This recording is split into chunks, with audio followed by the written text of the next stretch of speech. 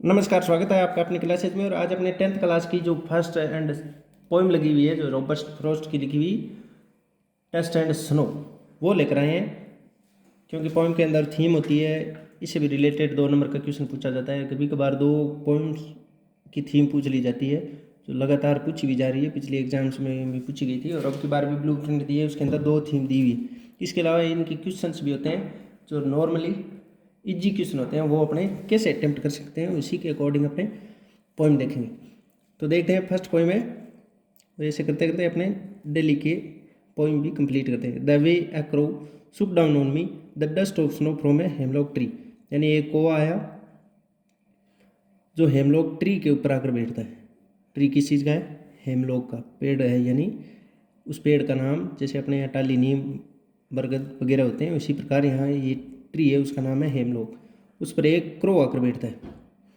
जैसे आकर बैठता है तो इसके नीचे एक कवि खड़ा, पोइट खड़ा है। कौन? Robert Frost. यानी इसका पोइट का नाम भी अपने को याद रखना है। डस्ट एंड स्नो पोइट का पोइम का पोइट है वो रॉबर्ट फ्रॉस्ट है। तो इसकी छोटी सी पोइम है। तो रॉबर्ट फ्रॉस्ट हेमलॉक ट्री के नीचे खड़ा था और उसके ऊपर क्रो आकर बैठता है। पोइट के ऊपर नहीं, ट्री के ऊपर, यानी हेमलॉक के ऊपर। हेमलॉक ट्री है, ट्री का तो नाम क्या हो गया? हेमलॉक। और बर्ड कौन सा है? बर्ड है क्रो। तो आपसे ये भी पूछा जा सकता है, बताओ जो हेमलॉक ट्री के ऊपर आकर जो बर्ड बैठा है वो कौन था? तो क्रो। ना पिकॉक ना पैरट, क्रो। जैसे वो आकर बैठता है तो पेड़ के नीचे कवि उदास मन से खड़ा था। लेकिन जैसे ही क्रो ट्री के ऊपर आकर बैठता है तो ट्री हिलेगा तो सही। जैसे हिलती है तो वहाँ से उस पेड़ के ऊपर जमी हुई बर्फ़ की धूल, हवा मिट्टी से कुछ भी जमी हो, वो बर्फ़ की धूल थी, वो आकर कवि के ऊपर गिर जाती है, सुक डाउन हो जाती है। ऑन मी, यहाँ मी कौन है? मी पोइट। मी यानी मुझ पर, मुझे यहाँ कौन है? रॉबर्ट फ्रॉस्ट बोल रहा है कि एक कौवा आया, जैसे हेमलॉक ट्री के ऊपर आकर बैठा तो हेमलॉक ट्री के ऊपर से डस्ट ऑफ स्नो है। स्नो यानी बर्फ़, बर्फ़ की स्नो की डस्ट है, वो हेमलॉक ट्री से मेरे ऊपर आकर गिरी। तो गिराई किसने? गिराई क्रो ने। सुक डाउन किसने की? क्रो ने। और कहाँ से हुई सुक डाउन? सुक डाउन फ्रॉम हेमलॉक ट्री से। और क्या हुई सुक? ऊपर क्या सुक हुई है? यानी सुक मानी गिरना, shook down to dust of snow. यानी आपसे ये प्रश्न बन गए 4। यानी एक तो बर्ड कौन सा था? क्रो। सेकंड प्रश्न हो गया कि जो डस्ट ऑफ स्नो थी वो किसके ऊपर आकर गिरी? तो मी यहाँ कौन है? रॉबर्ट फ्रॉस्ट, ये कभी खुद पोइट। और वो कहाँ से आकर गिरी जो स्नो थी? वो हेमलॉक ट्री से। इस प्रकार अपने ये क्वेश्चन, यहाँ 4 क्वेश्चन क्लियर कर लिए अपने। अपने वैसे पोइम का अर्थ देखने से कोई मतलब नहीं है, और राइम स्कीम आपको आती होगी, हालांकि पूछी नहीं जाएगी, फिर भी देख लेते हैं। यहाँ राइम स्कीम अपनी क्लासेज में पहले करा रखी है अपने। क्रो यानी इसकी साउंड आगे कौन सी सेंटेंस से मिल रही है? लास्ट वर्ड से मिल रही है, क्रो का ए नाम देंगे। अब आगे क्रो मी नहीं मिल रहा तो बी।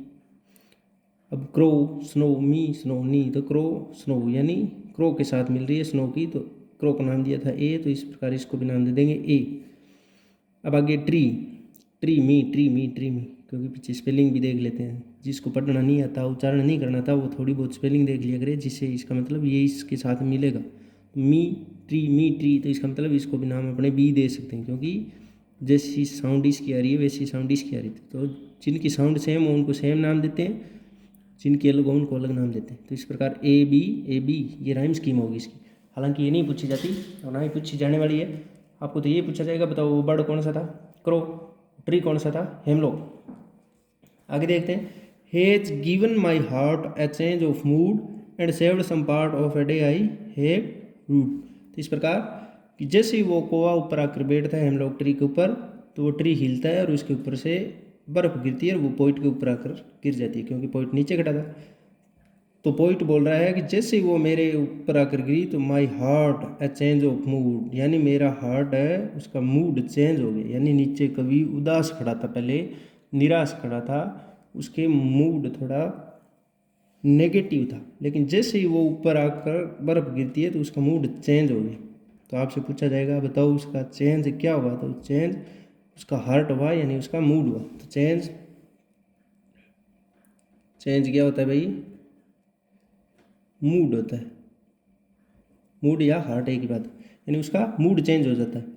और वो पूछेगा हुआ कैसे, उसका मूड चेंज कैसे हुआ, तो मूड चेंज ऐसे हुआ कि उसके ऊपर जैसे ही मूड चेंज कैसे होता है, द डस्ट ऑफ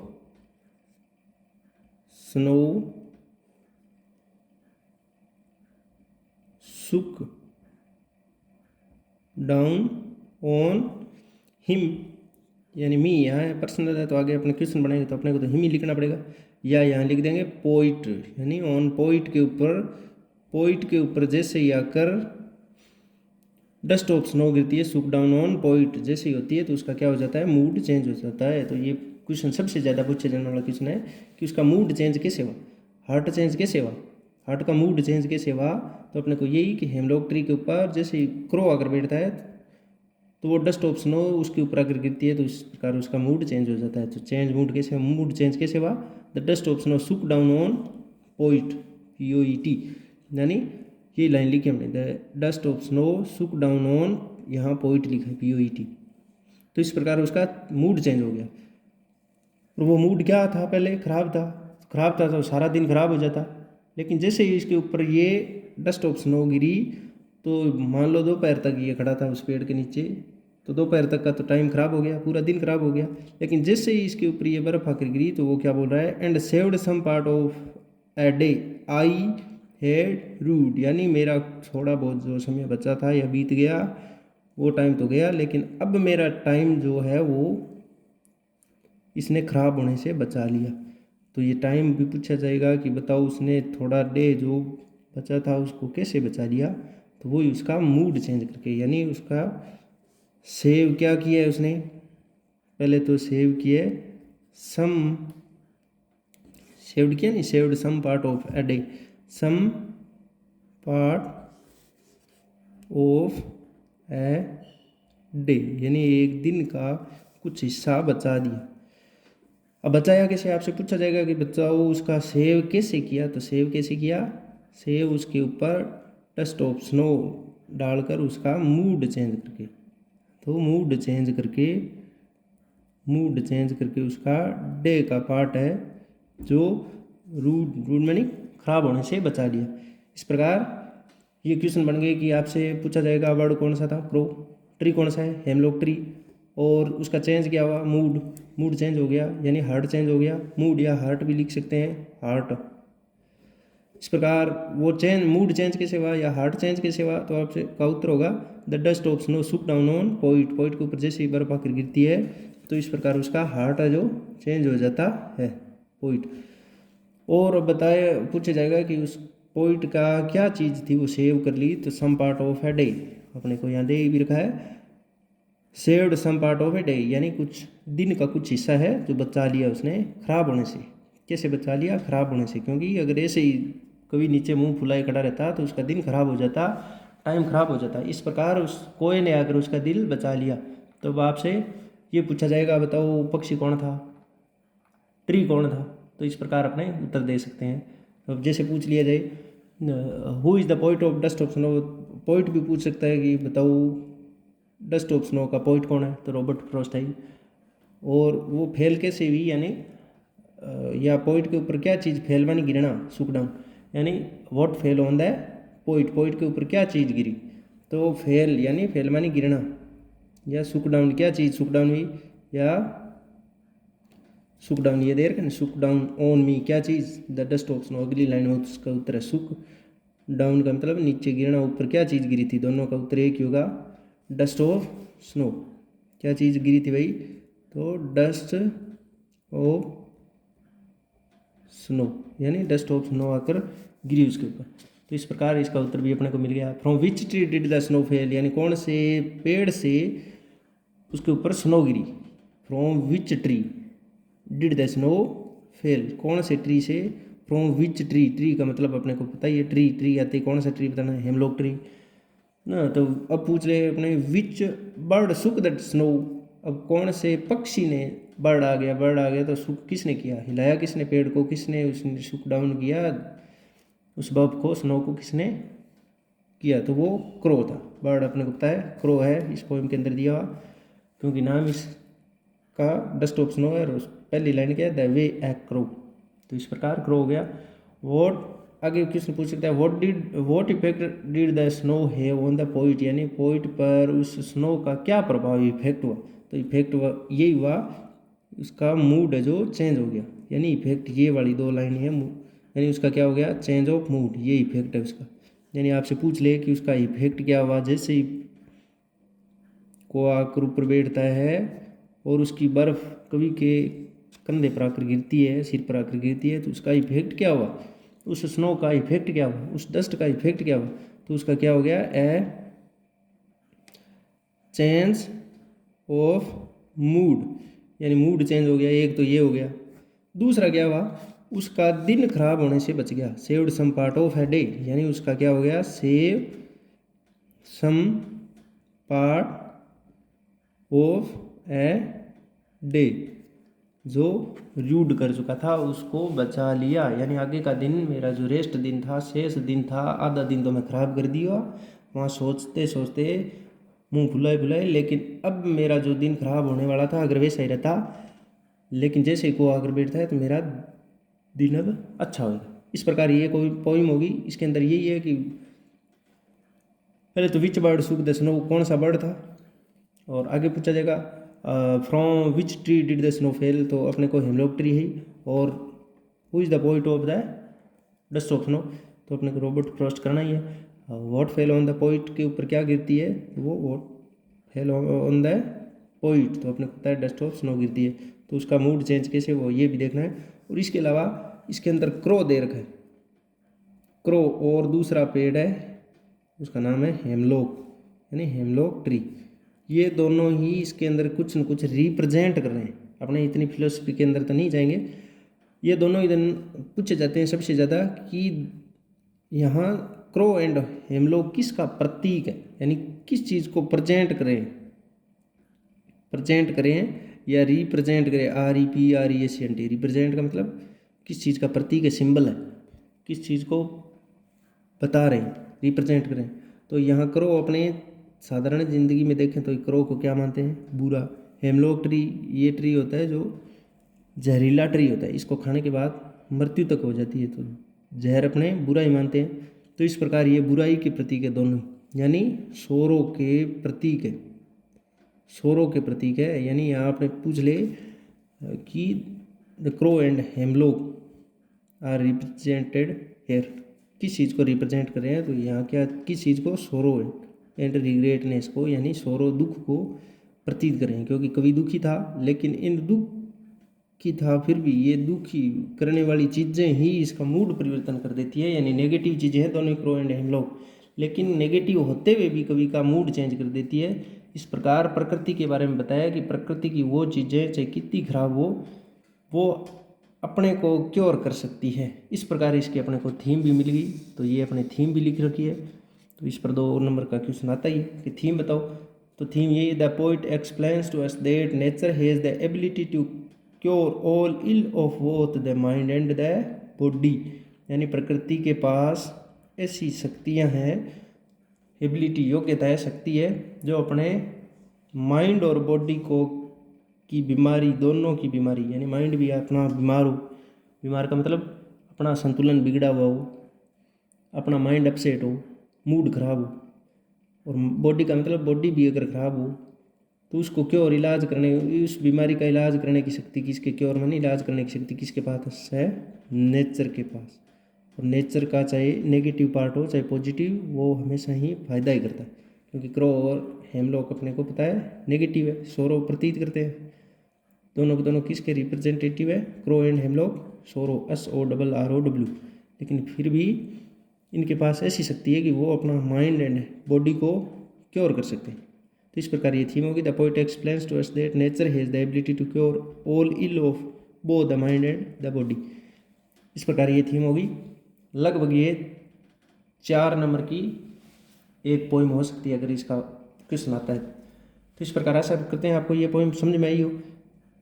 तो इसकी थीम आप लिख के याद करो, इसके ये क्वेश्चंस यही बढ़ते हैं, तो ये भी आप लिख लिख के याद करो। अगर 3 नंबर का क्वेश्चन आए तो आप सीधा ऐसे भी लिख सकते हैं कि वर्ड कौन सा था, क्रो, ट्री कौन सा है, हम लोग पॉइंट के ऊपर क्या फेल या सुक डाउन होती है, डस्ट ऑफ स्नो, इस प्रकार ये सारा का सारा लिखते हैं तो आपको 3 नंबर देने से कोई नहीं रोकेगा। तो इस प्रकार ये होगी डस्ट ऑफ स्नो। आगे वाली पोइम देखते हैं अपने।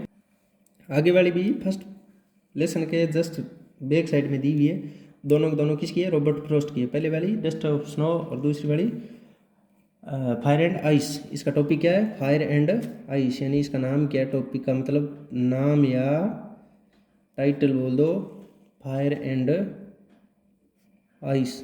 आइस ही आइस मानी होती है बर्फ, और फायर मानी आग, यानी फायर एंड आइस।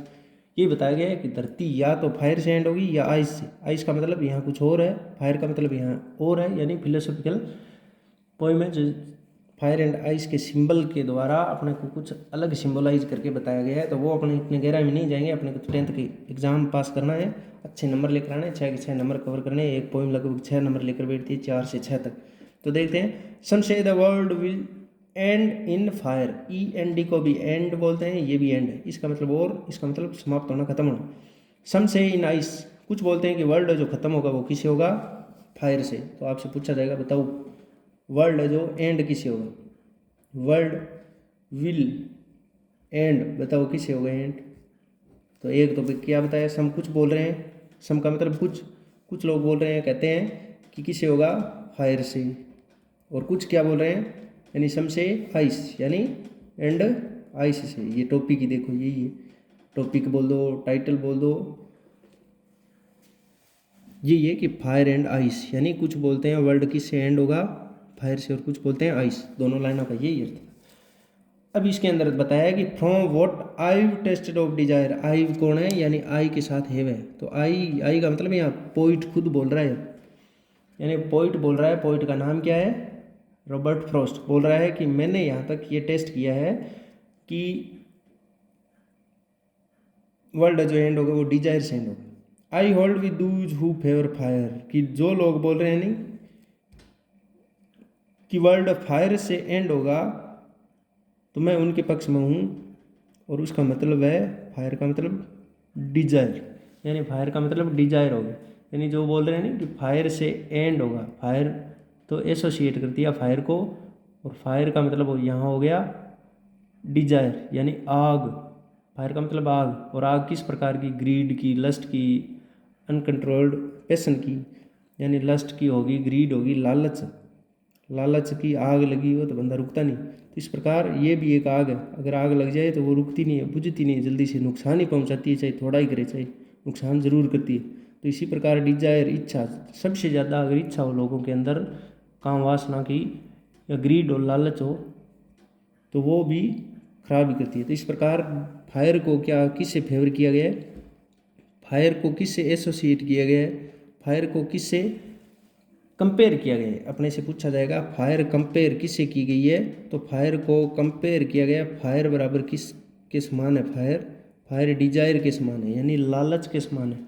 इच्छा इतनी ज़्यादा हो जाए, जिस प्रकार आग से सारा कुछ नष्ट हो जाता है, उसी प्रकार ज़्यादा इच्छा होने के कारण मनुष्य भी नष्ट हो जाता है, यही कहने का मतलब है इनका। तो फायर को किससे कंपेयर किया है, फायर को किसके समान माना गया है, डिजायर के समान। आपसे ये पूछा जाता है फायर कंपेयर टू, तो फायर कंपेयर किससे की गई है, फायर कंपेयर की गई है डिजायर से, DESIRE, डिजायर से। अब आगे बोलता है, but if it had to perish twice, अगर धरती 2 बार, संसार 2 बार, पेरिस ट्वाइस का मतलब 2 बार, पेरिस का मतलब खत्म होना, अगर 2 बार एंड होती है, खत्म होती है तो मैं क्या सोचता हूँ, आई थिंक आई नो, मैं सोचता हूँ, मैं जानता हूँ कि इनफ ऑफ हेट, तो इसके लिए हेट इनफ होगी, यानी हेट है जो इसके लिए इनफ होगी। To say that for destruction ice is also great and would suffice, योगी पॉइंट एंड। यानी जो बोल रहे हैं, मैं बताता हूँ कि अगर धरती 2 बार एंड हो, यानी एक बार में अगर ख़त्म नहीं हो फायर या डिजायर से, तो दोबारा से लोग तो मरने के लिए कुछ न कुछ तो करेंगे। तब मैं मानता हूँ कि दोबारा अगर धरती को एंड होने का मौका मिले तो वो हेट से होगी। और हेट का मतलब यहाँ है एसोसिएट किया है आइस से। आइस का मतलब ठंड, कोल्डनेस, इंडिफरेंस, हेटर्ड, हेट्रेड यानी हेट, घृणा करना, दूसरे से जलन रखना। यही इसको किससे कंपेयर किया है? हेट्रेड को।